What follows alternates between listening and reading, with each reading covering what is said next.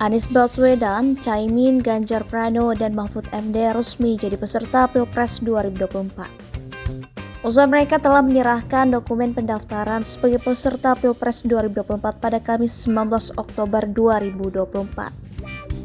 Sebagai informasi, 4 tokoh yang mendaftar di KPU merupakan alumnus UGM di Pilpres 2024. 4 alumni Universitas Gadjah Mada UGM sudah pasti bertarung di Pilpres 2024.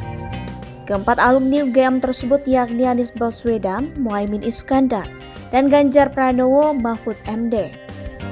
Baca Pres Koalisi Perubahan, Anies Baswedan yang berpasangan dengan Bacawa Pres Muhaimin Iskandar ini diusung oleh Partai Nasdem, PKB, dan Partai Keadilan Sejahtera PKS. Baca Pres Ganjar Pranowo dan Mahfud MD diusung oleh PDIP, P3, Perindo, dan Hanura. Isi chat Anies ke Mahfud sebelum ke KPU. Bakal calon presiden Anies Baswedan menyampaikan ucapan selamat kepada Mahfud MD melalui aplikasi WhatsApp. Ucapan selamat itu dikirim Anies setelah Mahfud MD diumumkan sebagai bakal calon wakil presiden mendampingi Ganjar Pranowo.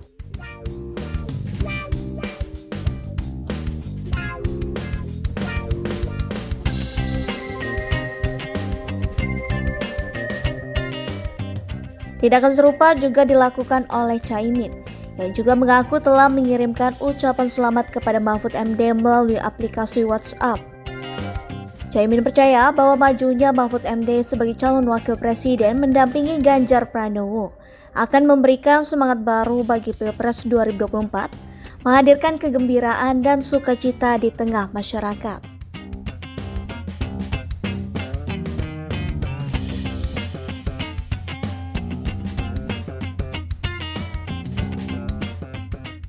Mahfud MD dan baju Pilpres 2019. Sebelum mendaftar, Ganjar Pranowo dan Mahfud MD melakukan kumpul dan berdoa bersama di Tugu Proklamasi Menteng, Jakarta Pusat.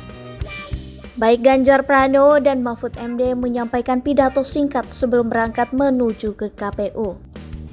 Cawapres Ganjar Pranowo ungkit masa lalu soal baju putih.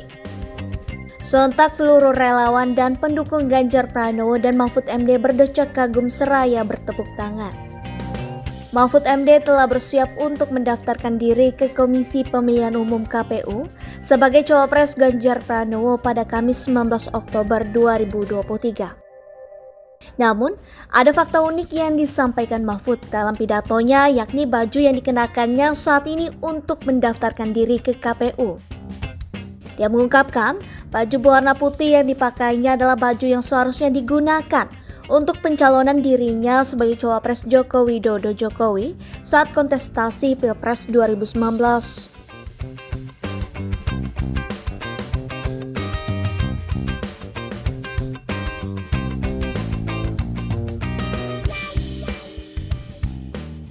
Namun, kata Mahfud, kini baju tersebut dipakainya dan disebut sebagai pesan dari Tuhan untuk dirinya maju sebagai cawapres di Pilpres 2024.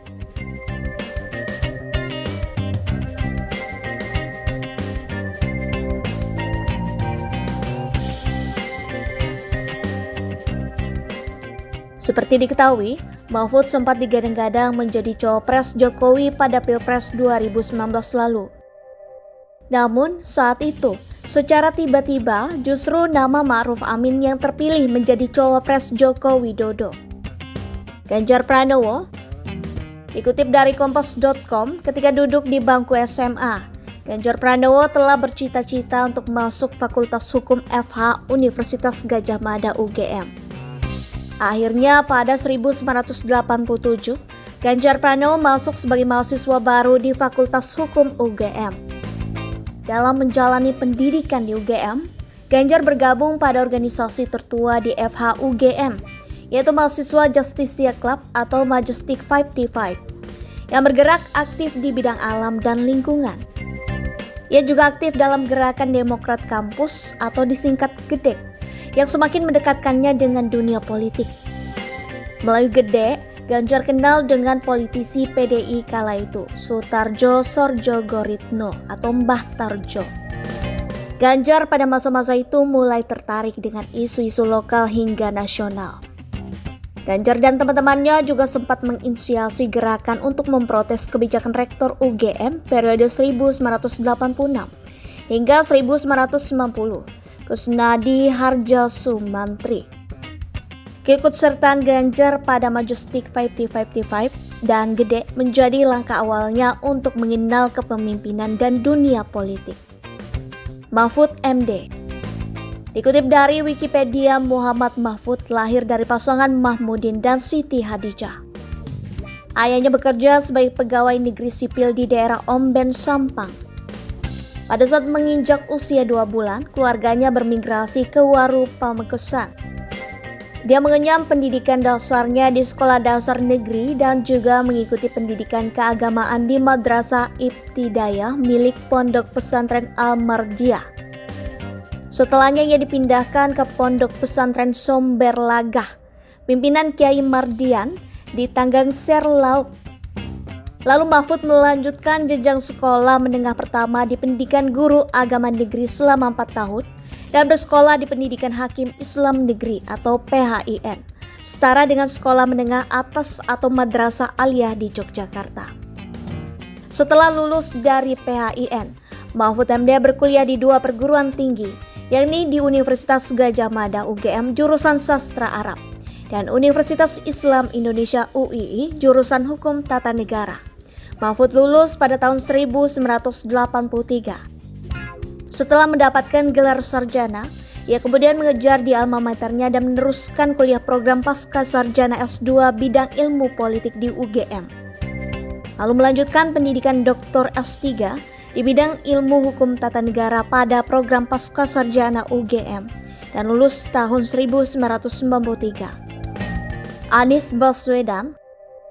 Melansir Wikipedia, Anies Baswedan mulai masuk sebagai mahasiswa aktif Fakultas Ekonomi Universitas Gadjah Mada, Yogyakarta tahun 1989. Anies bergabung dengan Himpunan Mahasiswa Islam dan menjadi salah satu anggota Majelis Penyelamat Organisasi Himpunan Mahasiswa Islam Universitas Gadjah Mada.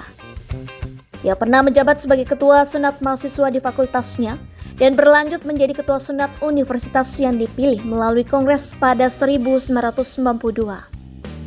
Bahkan, dirinya ikut membidani kelahiran kembali Senat Mahasiswa setelah dibekukan oleh Kementerian Pendidikan dan Kebudayaan pada saat itu.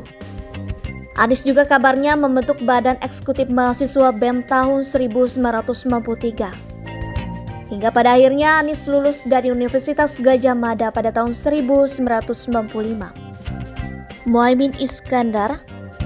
Mengutip Kompas.com, pemilik nama lengkap Abdul Muhaimin Iskandar.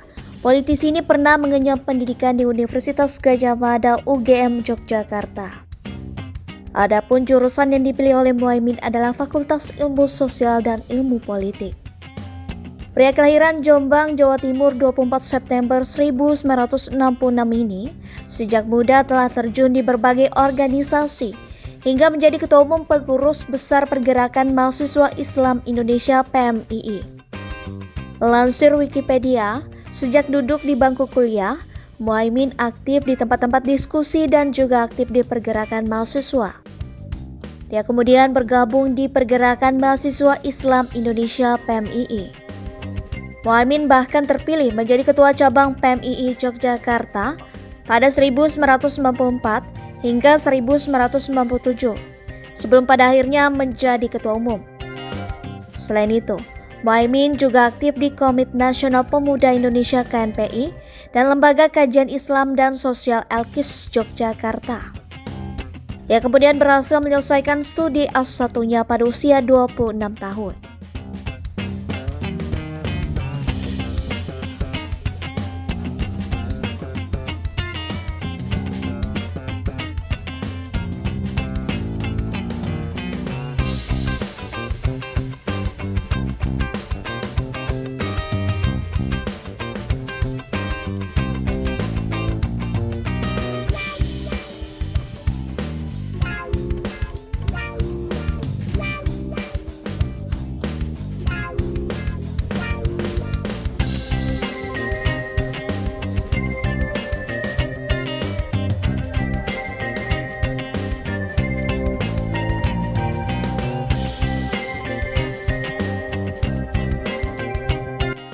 ini kok Pak Ganjar apa nonton film porno? Kalau saya nonton film porno itu salah saya di mana? Coba, saya dewasa. Bener nggak sih? Kamu ngapain? Kamu kencing belum lurus aja kok ikut angkat tangan. Nggak salah saya di mana kalau saya nonton gambar porno, film porno. Saya suka kok. Dan pada semua saya katakan, saya tidak ingin menjadi bagian dari orang-orang yang mengkhianati Pak Prabowo. Saya sampaikan pada maka memilih pemimpin pembohong adalah kesalahan. Saya tidak akan memotong proses pencalonan Pak Prabowo dan proses kampanye Pak Prabowo. Dan komitmen itu saya pegang. Siapapun yang bertemu dengan saya, mendiskusikan soal ini, selalu saya katakan bahwa saya memiliki komitmen dengan Pak Prabowo. Tidak ada yang tahu kecuali saya dan Pak Prabowo. Tidak ada yang tahu. Yang lain dengar ceritanya aja. Tongok beleng-beleng. Keliru yaitu kalau diberi PKB sekarang, PKB-nya itu yang diambil Muhaimin Iskandar dicuri.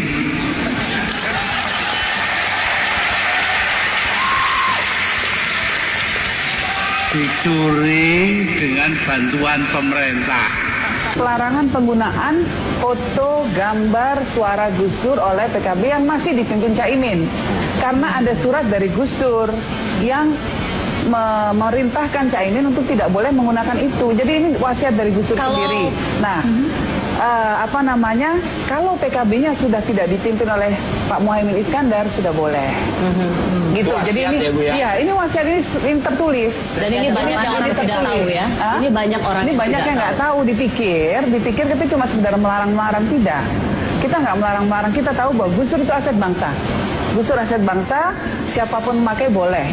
Tetapi kecuali yang tidak diperbolehkan oleh Gus Dur sendiri melalui surat beliau. Ya kalau Ketua Umum PBNU ngomong apa aja terhadap PKB nggak ngaruh sama sekali. Coba disurvei. Gus Dur itu tidak pernah tidak memaafkan orang. Tapi sampai hari ini itu Gus Dur nggak pernah memaafkan Muhaimin. Muhaimin pengen ketemu aja Gus Dur nggak mau.